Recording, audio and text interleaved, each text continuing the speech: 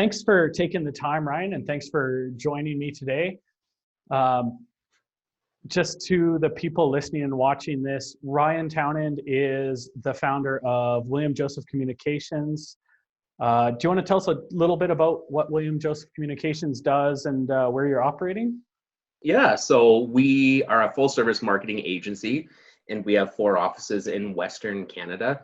We started the agency, I guess, 18 years ago, almost 20 years ago now. So we've lived through a few ebbs and flows in the economy. So we're not really a stranger to what we're seeing, even though it's an interesting time for sure. How has the current situation affected William Joseph Communications so far?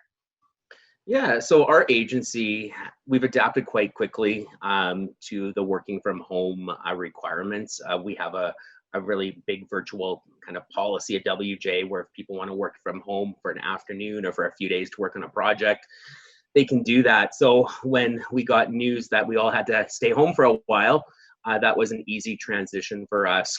Also, our clients are really flexible. So utilizing things like Zoom to have client meetings, it provided very little interruption for our day-to-day business.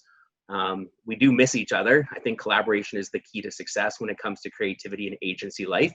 So we've innovated a whole bunch of different activities throughout the week to keep ourselves connected. That sounds great. It sounds like it was an easier pivot for you, definitely, than some businesses. So I know other marketing companies, video companies, events companies have seen a lot of client drop-off due to this.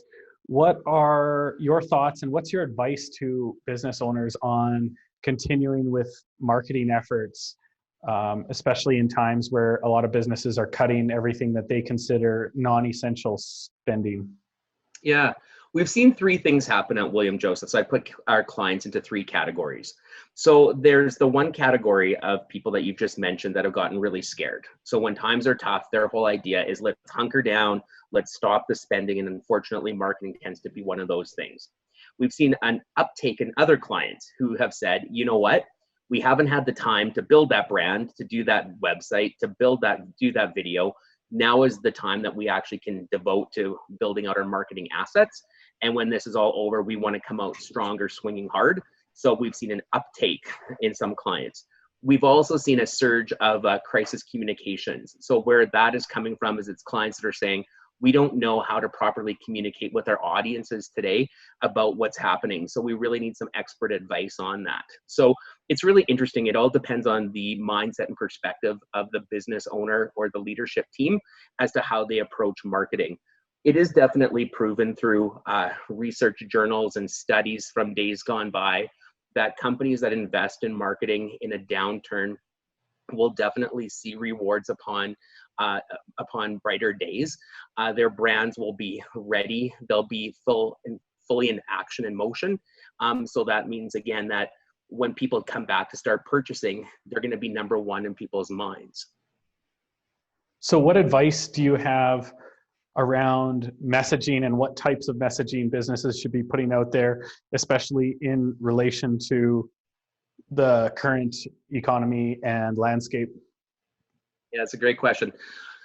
So I think right out of the gate, like empathetic, transparent communication is critical. So we need to communicate with our key stakeholders, our customers, our staff, our communities in a way that's sensitive and understanding and empathetic. We want to be transparent. So we want to understand or share what we're going through in a way that everyone understands, like that we're all on the same page. And I think it's also important to be current. You can't over communicate in a time like this where you really need people to understand, like if your hours are changing, what are those hours now? What's your new policies? And how have you innovated as a company? So innovation is really key at a time like this from both a business process perspective and as well as a marketing perspective. So again, if you're offering now curbside pickup or you're doing things like deliveries, customers need to know that that's available to them. And so again, the more you communicate that, the more likely you are to retain their business. What media formats and advertising platforms are you seeing businesses utilizing the most in this situation? The digital is just surging because, again, we're all looking for news and we're all sitting at home living on our little phones. So really what we need to do is craft authentic, compelling content that really differentiates you now. So again, it's the time to tell stories, and it's the time to build a relationship with the consumer so that they get a good chance to understand who you are. I'm gonna advise also, now is not the time to do crazy gimmicks and hard sells. We've seen some things out there in the marketplace where I honestly sit back and cringe on it, and I'm thinking that is not a good idea. Do not tie essential services as promo items to your giveaways and stuff. You have to use some common sense here. So we've seen some crazy things out there. Look at that. I knew that would happen. My associate definitely comes running. So in terms of those advertising methods that you're seeing people using during this difficult time, have you seen an increase or a decrease in ad costs online for digital?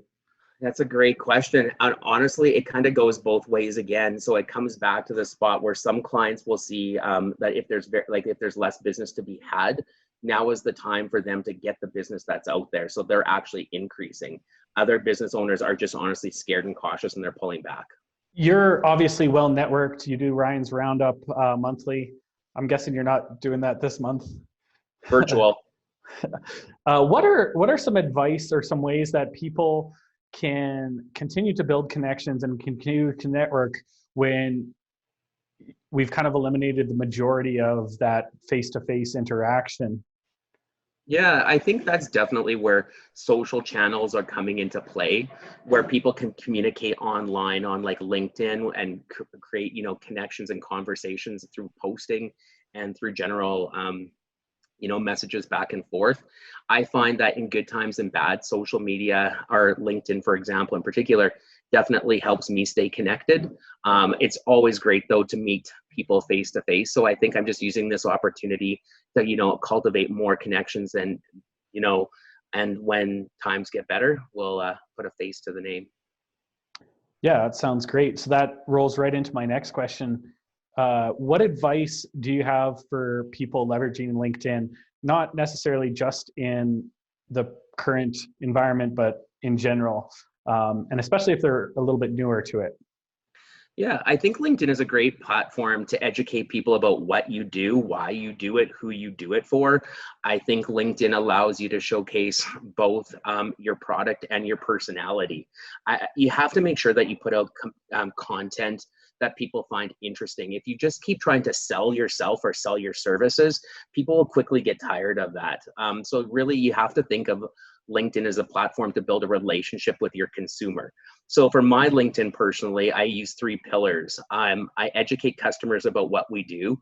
I inspire people to be the best person that they can be, and I entertain. So if you watch my posts, hopefully you get a chuckle a few times during the week.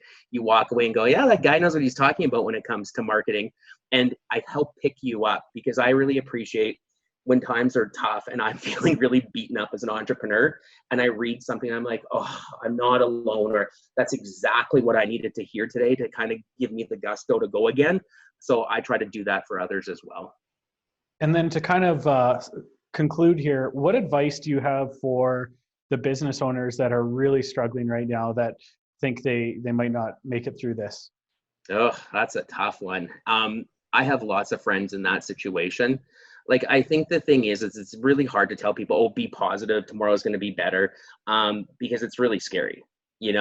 I think the thing is I always believe that I try to do my best every day, and I pray that there's a tomorrow to do it for at WJ, but at least I've given it all. And so I think the thing is that just do your best. That might mean try to figure out innovative ways to bring your products to life, that you can reach a market today.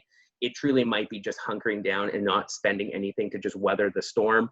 Things like digital or social media, that's not really going to cost you. That's just your time. So right now is the time to build those connections and see if there's people out there that will buy from you or support you, and give you hope for tomorrow. But it's definitely challenging, because when dollars aren't coming in, it's really hard to invest. Yeah, definitely. And I know myself, my business, and a lot of other people's businesses have seen a big downturn. So I'm hoping everything is back to normal. soon enough, but it's hard to say. And hopefully small businesses can all survive this. Yeah, you know what I really think is that this isn't going to last forever. And when it's done, we're all going to need a lot of stuff because Yeah. we've been locked up for a little bit of time here, and we put everything on pause. So when those restrictions are lifted and we can go back to our activities, we're going to need videographers, and we're going to need hair salons, and we're going to need to see a restaurant. So the demand will surge. So we just need to make sure that you are top of mind. So when that demand starts surging, your brand and your company is the first thing that they think of to, start investing in. So that's why I think it is so important now to make sure that you're on your A game. So when those restrictions lift, you're top of mind. Yeah, it's a great time to create video content and put it out there to remind people about what you do. On Facebook Live on a Monday afternoon. Yeah. Awesome. Well, thank you. Thank you so much for taking the time, Ryan. And your insights are very valuable. And I look forward to chatting more in the future. Yeah, I think as like a final thought, it's that just keep going. I think that in some cases, it's just putting out a little bit more content. And in other cases, it's tidying up your brand. In other cases, it's going full throttle right now and building out a whole robust program because you have the time. It all truly just depends on where you're sitting with your own finances and your own, I guess, feelings towards the future. And like I said, we've kind of seen a little bit of all of them come through the door at WJ. So what I encourage you to do is just keep going. That's good advice for a lot of people out there. Perfect, man. Awesome. Well, I appreciate it, and good luck with your working from home. Don't get distracted by the dog too much. Yeah, and for sure. And if anyone does have any questions about what to do with their marketing during this time, please do follow us on social media. We do a lot of blog posts and articles on, how to weather the storm of a pandemic, how to deal with your marketing, or just shoot us an email or give me a call. I'm happy to, chat with you to figure out maybe what would be the best solution to help you today. Yeah, I'm sure people will really appreciate that. And I love the stuff you post on LinkedIn. You're always posting good, insightful information, lots of valuable tips. So people should definitely go check you out on LinkedIn as well. Thank you so much. Well, have a great day, everyone. You too. Talk to you later, Ryan. See you later.